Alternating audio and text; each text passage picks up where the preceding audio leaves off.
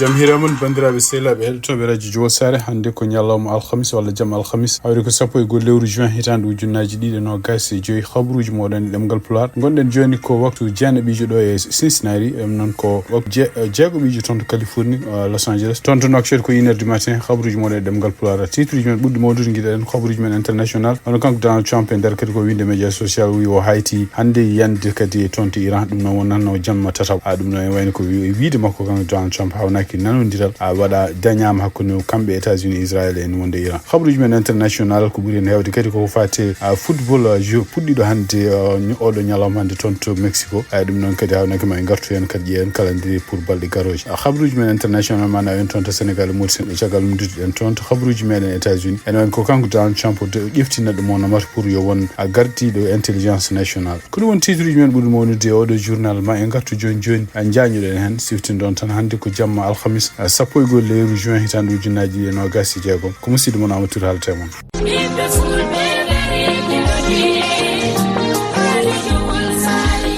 radio Jowol Sare International dole lingu gondia kono dole radio Jowol Sare ko hettoyankoɓe mum Amérique Asie Océanie Europe Afrique no keɗo radio Jowol Sare International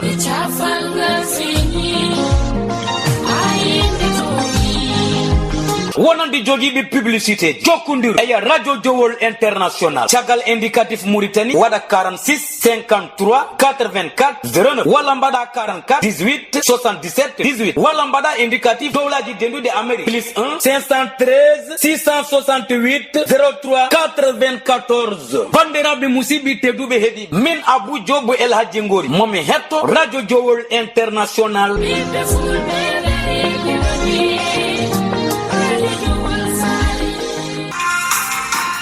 bandiraɓe sehlaɓe heɗotoɓe radio Juin sare jaam hiira mon binɗen ni habruji men guiɗɗen habruji men international tunare ko windi e média social makko hono kanko Donald Trump o habri o wi wonde komo joguino anniya yande Iran kadi hande ɗum woni jamma tataɓo kadi bomborde ɗum kono noon sibabude kadi gueɗe kesse baɗɗe e surtout kadi no wi kanko Donald Trump ene wayno ko Israël kañum horum e kamɓe États-Unis e kamɓe Iran ɓe gardi ha e nokku ɓe pamodiri wonde ko hawnaki guerre o ne foti dartinede ɗum noon kadi ene wayno ko ɗum woni kanko Donald Trump o wi wonde ko anni mo joguino bombarde toon to Iran fo en wayno dartini ɗum noon e nder konguɗi ɗi o ƴetti kanko Donald Trump o wi wayno ken wayno ko États-Unis dartini guerre gonnoɗo hakkude kamɓe États-Unis Iran e Israël kono e wayno ko hande o ɗo jarten ɗo on kamɓe toon to Iran ala ko ummi toon confirmation wonde ko e guerre o dartima to banggue mabɓe walla ɓe nanodiral woodi ko wawi wonde fof ene wayno ko ɗum kadi ko kanko Donald Trump haali ɗum o wi wonde ko e wiide makko kadi o wi wonde ko ma ƴefte ñalawma taw ñalawma o ko poɓɓanteɗo pour wonde ko nanodiral hakkude oɗo guerre gonnoɗo toon to Iran darti kamɓe Iran naɓe noon eɓene continue hande e jamma he wiide wonde ko ala fof nanodiral ko bangal taw kamɓe Iran wonde ɓe tini ɗum ɗon kadi ko hunde ganduɗa kamɓe Iran toujours ɓe kala mbi wonde ko kala ko haalluji kanko Donald Trump haalata ene wayno ko hawnaki wonmo haalta ɗum godde ko wona kamɓe dadiɓe walla ardiɓe hohoɓe wonɓe toon to Iran ɗum noon reftata hande kanko Donald Trump ko winde média social makko o wi wonde ko ene wayno États-Unis dartini guerre hakkude muɗum e Iran ene wayno kadi o wi wonde ko États-Unis kadi oɗo probléme ndeɗo haare e kadi ma uddide hono cirtol gongol toon to Hormuz sifti ɗon tan ko kamɓe Iran ɓe mbino guila hanki cirtol ngol ɓe guddi ɗum sibabude kamɓe États-Unis ɓe violi kala ko en nannodiral gonnogal hakkude mabɓe e kamɓe Iran kono e wayno États-Unis yeddini ɗum kono e wayno kanko Donald Trump ardemo hande wiide wonde ko maɓe guddide cirtol ngol firti wonde cirtol Hormuz donc o udduno donc ha hande reftade konguɗi makko kanko Donald Trump ɗi windi e média social makko tunadi ko reportage toon to Al Jazeera o wi wonde ko ene wayno ko ɓuuri mawnude e nannodiral gongal oɗo sadio ngal ɓe jogori signinde ene wayno ko Iran wi kañum hoore mum hankadi kala ko woni kaɓirɗe nucléaire gonta hankadi won toon to Iran ɗum noon o wi ɗum noon firti wonde ko ni ko kamɓe ɓe liggotako pour fewnu ɗum walla ɓe coddata ɗum ɗon o wi adana ene wayno ko kamɓe Iran ɓe mbino wonde ko fate sodde nde kamɓe ɓe ala koɓe kaldi hen kono e wiide makko kanko Donald Trump o wi caggal muɗum ɓe garti kamɓe Iran ɓe mbi wonde ko hay sodde nde kamɓe hankadi ɓe coddata kala ko woni kaɓirɗe nucléaire ɗum ɗo noon kanko Donald Trump kadi o wi wonde donc min keeɓi kala komin namdino pour dartinde guerre ɗum ɗo fof noon ko haalluji kanko Donald Trump o windi ɗum e média social makko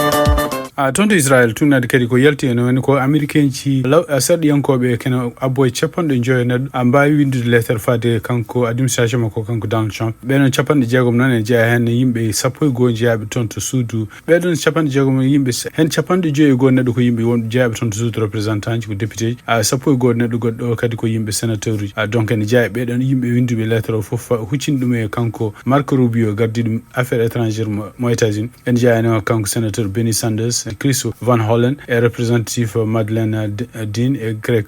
Kaza bedo fof ko huccinde kadi nyaagade Donald Trump wala wadde pression tonto Gaza exactement yimbe wonbe ton taw ko yimbe wonduɓe cancer mbele kamɓe Israël ɓe guitti restriction ngaji ɗe mbaddi hadde ɗe mbaddi toon pour wiide ɓeɗon mbawa yaade hôpital uji goɗɗi toon to banggue West Bank banggue ɓurɗo jogade deje to pour ɓeɗon mbeɗon safra ko ɓeɗon ko wonduɓe cancer donc en wayni ko donc e wani lettre o ko haali wi wonde en donki famde fof holko woni fama muyi wonde ko cukalon gondugone cancer kañumen koye mumen ñande fof ma kondire ken wona capannayyi pour yaade safroyade toon to nokkuji ɗi ganduɗa hen ken wawa dandude gurdam muɗum ɗum noon kanko haali ɗum kanko docteur biyeteɗo Dair Jamil neɗɗo kaɓɓinteɗo ko fati haqqinamade toon to Palestine donc wawi wonde fof oɗon lettere kadi ne wayno ko Marco Rubio fayi kadi ne wayno ko kanko Donald Trump beele on wawa wallude hadde walla wadde pression kadi e laamu Benjamin Netanyahu beele kadi hadde yimɓe ummade nokkuji toon to Gaza yaade toon to West Bank beele ɗum ni itte beele ɓeɗo wonduɓe cancer en cafroyi tonto Sénégal tungnade kadi winda tonto Sénégal bono kanko Bachir Diomaye Faye o ƴefti hande décision ɗum noon ko yamirore décret mo waɗi présidentiel pour wiide wonde ko nomi hono biyeteɗo Alain Diouf kañum woni won ministre takkiɗom kalfinaɗo kala ko fati ƴewtade e rewde kala ko fati agenda ko Sénégal 2050 ɗum noon kadi ko programme oɓe jiftino en nde mbaɗata campagne surtout kanko Bachir Diomaye Faye ko fati présidence makko ko wawi wonde fof oɗo Alain Diouf mo ƴefti o kañum lomti hono biyeteɗo Al Aminou Lo kañum jogino oɗon poste hade mum nommé premier ministre ko wawi wonde fof oɗo communiqué kadi en woni ko kanko ministre secrétaire général à la présidence de la république hono kanko Oumar Samba Ba ko kanko yaltini communiqué o kadi o signino ɗum noon ko yamiron umminde toon to présidence ko Bachir Diomaye Faye balɗe sappo caggal nde gouvernement mo kanko Aminou Lo mo loomi en wayno nomi hande kadi ministre goɗɗo tonto Mauritanie tungnade kadi ko ummi toon to journal biyeteɗo Sahara Média hono kamɓe dadiɓe renoɓe frontiére uji maayo toon to saraji Nouadhibou ɓe mbawi nangude bateau goto walla laana gota laana kadi ko laaɗe traditionnel e laaɗe kadi tan waɗi kene wona capanɗe jeeɗiɗi neɗɗo ɓeɗo fof ko yinnoɓe wonnoɓe lawol men fadde toon to leyɗele Europe ko wawi wonde fof laana ka ummi toon ko toon to Guinée Conakry e tungnade hande communiqué mum wani kanko ministére toppitiɗo ko fate aw e ngaalu gummotongo e maayo ko haadi ko wi wonde ko ɓeɗo fof nanggaɓe en wayno kañumen capanɗe joyi e jeenayi mumen ko worɓe sappo e goho men ko rewɓe en waɗi kadi sukaɓe jeeɗiɗo taw ko sukaɓe ɓe kellifaka taw ko wawi wonde fof ɓeɗo kadi ne wayno ko kamɓe dadiɓe wonnoɓe toon to frontiére uji maaji gonɗe toon to Sahara Nouadhibou ɓe gaddi ɓeɗo ɓe nayi ɓen dow e kadi ɓe tawi kamɓe fof wonnoɓe laana ka ko yimɓe jogguiɓe nationalité Guinée kadi ɓe gummi ko toon to Guinée toon to Mauritanie han tungnade kadi journal biyeteɗo Shams Marif enen murtinanaɓe ɗiɗo nana nanga toon to France ɗum noon kadi ɓeɗon ko takkaɓe wonde ko ene mbaɗanno gueɗe affaire uji ɗum noon ko moƴƴinde kalisaji ɗi gona gonga ɗum noon hakkude France e toon to Belgique kamɓe nanggaɓe noon nde ɓe gadda toon to tribunal uji tungnade ko winda toon to journal quotidien ñande sappo e goho lewru juin ene wayno ɓe mbi wonde ko kamɓe ɓeɗo ɗiɗo fof ɓe keɓatno ko kalisaji ɗum noon e keɓa ɗum e yimɓe woɗɓe ene wayno koɓe nulaɓe ɗum noon so keeɓi ɗi ɗon kalisaji kamɓe ne wonkoɓe joɓete hen ko wawi wonde fof oɗo sa joni eɓene goni oɗo sa joni en jimandi enquêtoɓe taw toon to France kamɓe ɗiɗo ɓeɗo noon ɓe takka wonde ko ɓe jogui ko réseau France e toon to Belgique hande kabruji men international toon to Sénégal kadi hono kanko Badara Gadiaga ɗum noon gonnoɗo nangganoɗo dumunaji ɓennuɗi e sababude émission ngaji ɗi waɗanno biyeteɗo Jakarlo e kadi mo baɗanoɗo mo jungo mum waɗa walla mo koyngal mum waɗano jaw ene woni ko jaw ngo itama hande ɗum noon tungnade kadi ko haala toon wonde ko kanko Badara Gadiaga ɗum e konguɗi gomiɗo makko mbi wonde ko ñande aljuma oɗo en mo rutto kanko toon to TFM e ruttade oɗon émission mo waɗanno kanko biyeteɗo Jakarlo siftino tan ko oɗon émission ko nde o wanno ɗum nde o wadduno kadi koɗo makko wonno ko biyeteɗo Amadou Ba jeeyaɗo toon to Pastef kono noon e wayno nde ɓe kaldi haalluji kewɗi ko fate surtout en Ousmane Sonko ko fate kadi gueɗe ɗe ganduɗa Adji Sarr en wayno ko kanko Amadou Ba e kanko Badara Gadiaga fof ɓe noddama toon police kono en wayno ko sakri ko Badara Gadiaga kañum horum nanga e kadi ñaawa ɗum woni jawo électronique waɗa e muɗum ko wawi wonde fof oɗo sa joni sibabude hawnaykiti tawde laamu sanji toon e tawde Ousmane Sonko natti wonde premier ministre kamɓe nangganoɓe fof ɗum ɗoji mabɓe yamɗinama ɗum woni kanko Badara Gadiaga gadɗo en hawnaki omo jogui yamirore ummade toon laamu kono noon hawnaki kadi no wayno ko hankadi o suusi taade toon de émission mo waɗanno journal o kadi siftin tan wonde ko kanko Badara Gadiaga ha hande ene wayno ko o sertan taw e tribunal uji saabu affaire makko uddaka taw.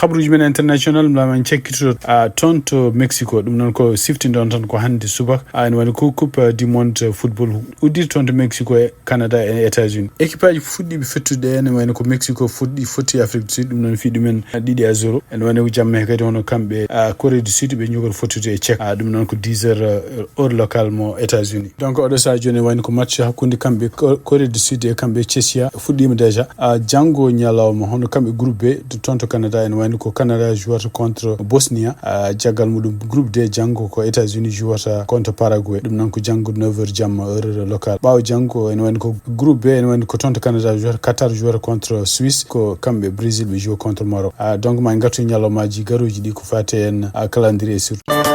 bandiraɓe sehilaɓe heddotoɓe radio jogol sare habruji cakkiti joni hono kamɓe Corée du Sud e kamɓe Tchécoslovaquie ene wayni ɓe gasni match mabɓe ɗum noon Corée du Sud fi hono kamɓe Tchèque 2-1 siftini ɗon tan ko bi goɗɗo kamɓe Tchèque ene wayno ko won bi mabɓe goto calanoɗo ko wawi wonde fof ene wayno match o gasi joni toon to Toronto ɗum goni joni ko presque minuit moins 5 minutes match hakkude kamɓe Tchèque e kamɓe Corée du Sud gasi ɗum noon score o ko 2-1 pour Corée du Sud.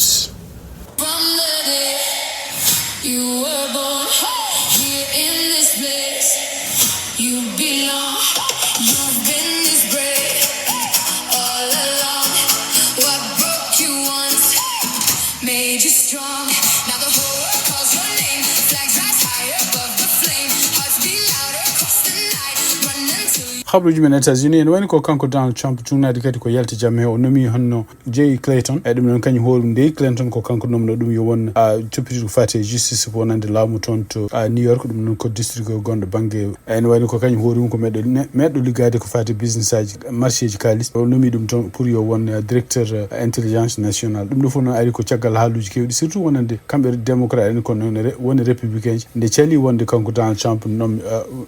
neddo mo wanno don hono bietede Bill Pult hayso ko ndiko kanko Donald Trump o wino o wona donc temporaire e wiide mabbe kadi Bill Pult wonde dum do ko hunde ndi ganda en ko hunde ndi ganda bonnude inde odo agence non surtout ko wiyete intelligence nationale en wani ko hen won sappo jette organisation en les mudum ene jeedi non organisation ngaji ko en CIA ko wonde fo kanko Donald Trump e tungnade kadi ko yalti ton to Maison Blanche o felti nomde odo kanko Jay Clayton yo won ko hono yo lomto hono kanko Tulsi Gabbard démission de poste mudum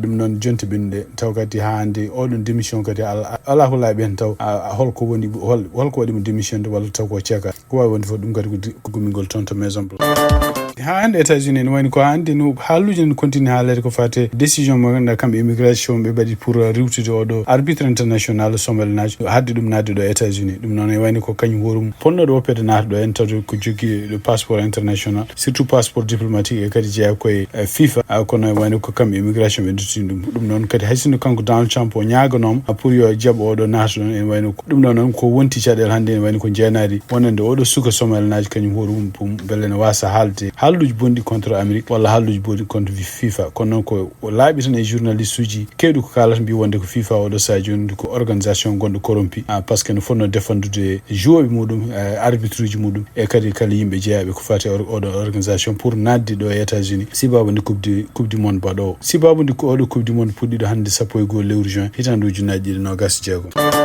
hande khabruji men États-Unis tungna kadi ko winda ton to journal CBS on kambe immigration wala artibe immigration odo sa joni be mbawi jabde kadi yonde beydude kala ko fate dumun no foti yimbe liggorobe immigration surtout dadibe natobe ton e galleji walla neltebe ton guri dumun no foti keblete dum non ko hunde ndi ganduda en kambe démocrate en kambe kadi hawona républicain et surtout en kambe kadi medbe ardade ko fate keblugol beedo yimbe wietebe yo liggo immigration kalno mbi wonde ko dumun be dokka be nangati yimbe pour wattude men yimbe dadibe immigration odon dumu nen famdi pour wiide wonde be don fentabe e dum le fokadi ari ko ciagal de kadi ko kambe yimbe immigration dadi mudum de be pelli yimbe dido civil en tonto Minneapolis on kanko biete Rene Good e kanko biete Alexis Pretty dum non kadi en wayni ko ciagal mudum on kambe donc ciagal de kanko mulen de lomti Christine Noeme e ciagal kadi de kambe immigration walla département homeland sécurité be ngosna kenan abbo capande jeedi milliard en wayni ko nanodiral woni hakkunde kambe républicain et démocrate en wonde ko yobe beydu dumuna goddo do sa joni pour ko fati heblude daddotobe won ligontobe immigration sabu en wayni ko gilla tan de bedo gilla kanko Rene Good e kanko Alexis Pretty de mbara dum do foko hunde addude cadel wonande tu yimbe be ganda men o liggato ton immigration heblude wallude heblude yimbe liggotobe ton kalimbi wonde ko dumuna dokkado pour wonde bedon keblon famdi akoy wonde fo nanodiral yalti hande windama ton de journuji mabbe kambe immigration wonde ko fati keblugol ngol dum non training en wayno beydama dumunu mudum junna khabruji min États-Unis check kan hono kambe États-Unis ben kolla to handi dedo laade de ganda ta ko laade drone de ganda neldade ton to Hormuz cirtul Hormuz chagal de hélicoptère Apache yani ton tuti bedo yimbe mil pilotaji didi wonnobe ton dum non dedo laade kadi be wiide mabbe kadi ko laade ko technologie kes mo ganda kambe États-Unis be kutoro dum pour la première fois technologie non biya dum saroni corsair vessel ay wayno dum non ko hunde hesere de kambe États-Unis be kutoro dum pour la première fois pour dandu soldat mabbe taw dedo laade hay gora la woni tan ko roboji en way kadi mbaawi kadi dandude beedo yimbe dido soldate hélicoptère men fellano ton to cirtol Hormuz bandiraɓe sehlaɓe heɗotoɓe radio Jowol Sare habaruji min jogon noon hande ɗemgal Pulaar e oɗo jamma alhamis 10 lewru juin hitande ujunnaje 26 gasi ha laaɓi yen mbaali jaam ha janggo kadi so Allah jaaɓi min gartu on jarama ko musidɗo moon Amadou Touré